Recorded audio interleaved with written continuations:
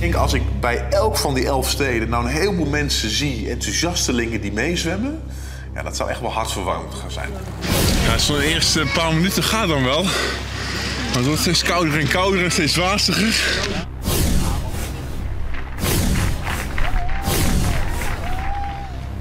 Ik hoor wel dat er een noordoostenwind staat, waardoor ik voor mij alles tegen heb.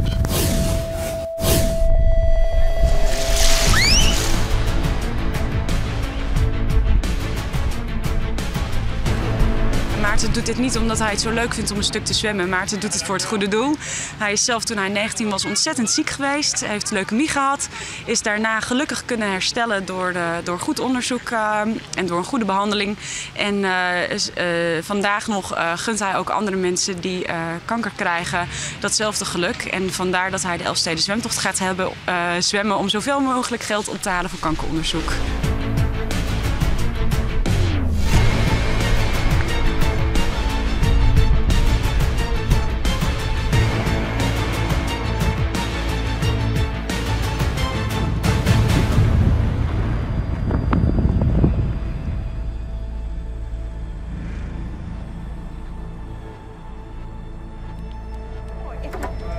Ja, jullie duikelkanaal of jullie met kabellen nu? Dit is van het zin hoor.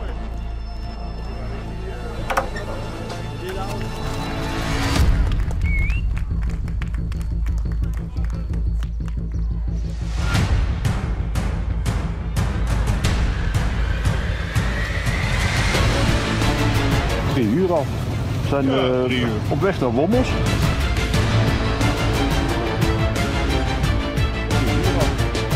Maarten begon allerlei dingen aan te geven die hij zag die er echt absoluut niet waren. Dus ja, op zo'n moment kijk je wel van, is het handig om hem in het water te houden?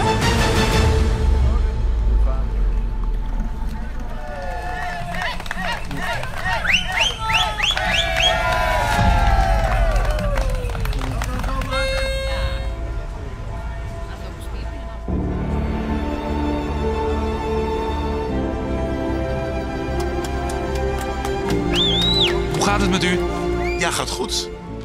Ja, goed? Echt waar? Nou, ik ben heel blij dat ik hier in de Prinsentuin aangekomen ben.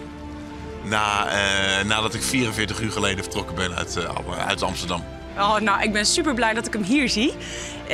Want gisteravond gaf hij aan, blijf maar wakker. Het kan zijn dat je me ergens moet gaan halen. Dus eigenlijk had ik verwacht dat hij niet hier zou gaan finishen. Dus ik ben echt ontzettend blij dat hij gewoon door is gezwommen, dat het hem gelukt is. Ja, hij heeft het geweldig gedaan. Het was echt, elke tocht is weer anders en er komen altijd weer verrassingen. Maar het was geweldig omdat we heel veel van de experimenten die we wilden doen hebben kunnen uitvoeren en veel inzicht hebben ontwikkeld over wat er nog gedaan moet worden voor de Elfstedentocht.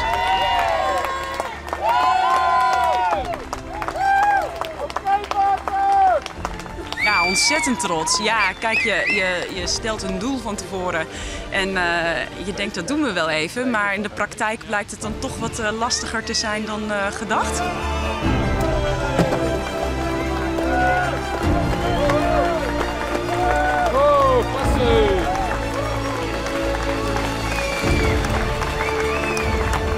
En omdat ik het best wel koud had gehad de eerste nacht, had ik het de tweede nacht ook hier in Friesland echt wel weer heel erg koud. Op dat moment kozen wij ervoor om te gaan slapen, 20 minuten.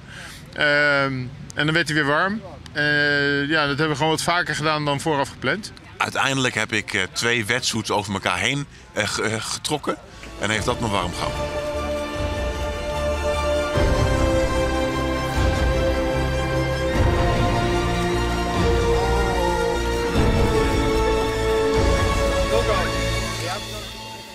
Of ik nou in Stavoren aankwam, of in de Hinderloop, of in Workum of in Bolsward.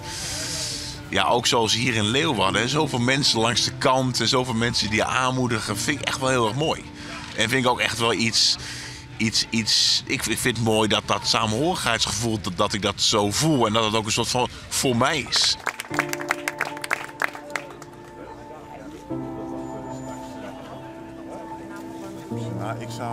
En ik hoop dat ook enorm veel Friesen zich gaan inschrijven op elfstedenzwemtocht.nl.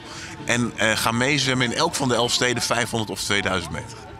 Heel veel succes met bijkomen van deze ongelofelijke tocht. Dankjewel.